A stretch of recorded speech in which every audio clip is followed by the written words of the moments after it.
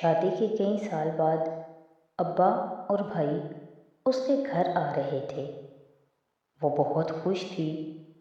کئی پکوان تیار کیے تھے، مشروب بنائے تھے۔ خوشی سے پھولی نہیں سما رہی تھی۔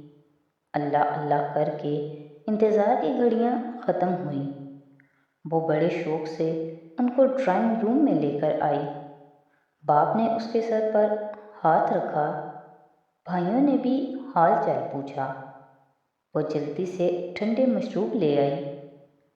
"نا پتر"، باپ نے دیکھتے ہی کہا، "ہمارے خاندان میں بیٹیوں کے گھر کا پانی بھی حرام سمجھا جاتا ہے۔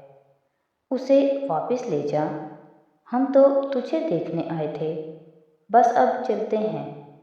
یہ کہہ کر ابا اور بھائی واپس چلے گئے اور اسے وہ دن یاد آ گیا جب وہ دلہن بنی بیٹھی تھی۔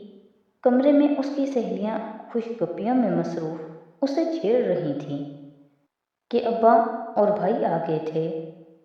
"دیکھ پتر"، ابا نے اسے مخاطب ہو کر کہا تھا، "ہمارے خاندان کی ریت ہے کہ شادی سے پہلے بیٹیاں اپنی جائیداد سے دستبرداری کرتی ہیں۔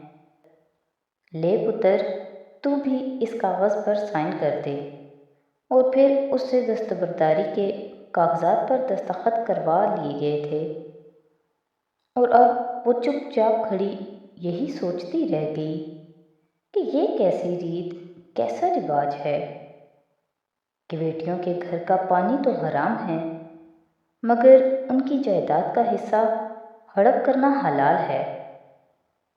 بہن بیٹیوں کو وراثت میں حصہ دیجیے، کیونکہ یہ انسان کا نہیں بلکہ قرآن کا فیصلہ ہے۔